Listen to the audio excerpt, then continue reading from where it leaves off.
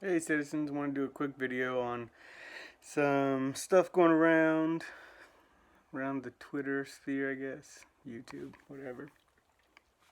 Question is on Islam and ethnocentrism, and what's good to adopt and what's not. And I think this has been a topic that pops up every once in a while. Um, Regards to in-group versus out-group preferences and that sort of thing. Give you my take on it. It's my take on it generally is that if you're looking for a place to adopt in-group preferences, you can see it in Islam because Muslims see other Muslims as their own, and they see non-Muslims as the out-group. Okay, fair enough. But every group does that, and that doesn't make it any. It's not unique in that sense. So I went to undergrad at Ohio State, and Ohio State fans hate Michigan fans, and they are fiercely um, they are fiercely defensive of Ohio State, and they're vehemently anti-Michigan, right? Like, I've seen fights break out among Michigan Ohio State fans at bars. I've seen people screaming at Michigan fans down high streets. They're very they have a very tremendous in-group preference for their football team, and they have an out-group preference for the other teams, right? Or an out-group dislike for the other teams is what I meant to say. So, I could say, hey, we should adopt OSU fans' mentality towards in groups and out groups, and that would be as sufficient as saying the Islam stuff. So that's why I don't really get it.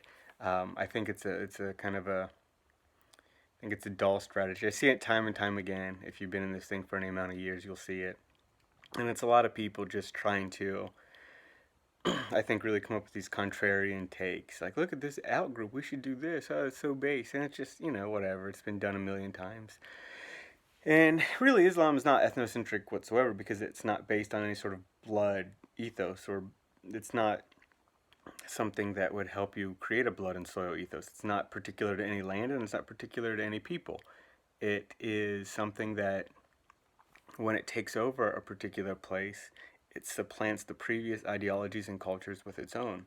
So a place that had a rich history, a lot of people cite to the Iranian Revolution in 1979. Iran changed after the Muslim and Islam revolution. It didn't remain Iran, it became more like Islam. And a lot of sites and statues and relics of the old culture are replaced within Islam. So I don't think it's an ideology that would help you support maintaining a culture. And it's not, like I said, it's more globalist and civic nationalist than it is ethno nationalist. It's civic nationalist, whether it's the American Constitution flavor or a religious flavor. Consider Christians who think everybody who's religious is their brother, or who believes in the Christian God, and everyone who's not is sort of an outgroup. That's not particularly ethnocentric at all. They have an in-group preference for Christians, but it's no different than the Buckeye fans who has an in-group preference for Buckeye fans, right? Or the people that think we all bleed red, white, and blue, and if you believe in the Constitution, you're an American or whatever. That's a civic nationalist approach. It's not based on a blood or soil ethos. Same thing with Islam. It's based on an ideology. If you believe this set of things, you're one of us. If you don't believe this set of things, you're not one of us, right?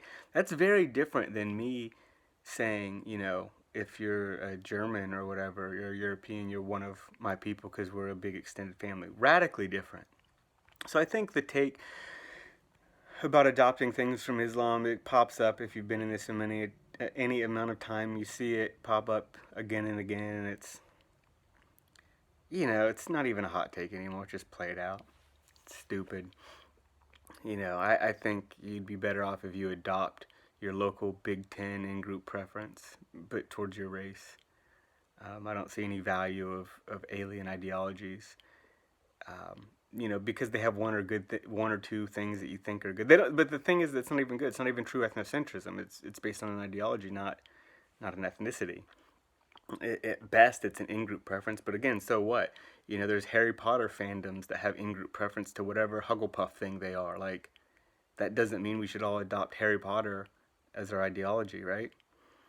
And I know the people aren't saying you should adopt Islam as ideology, just take this one thing from it. But again, that one thing, that in-group preference, can be seen everywhere. There's in any fandom, right?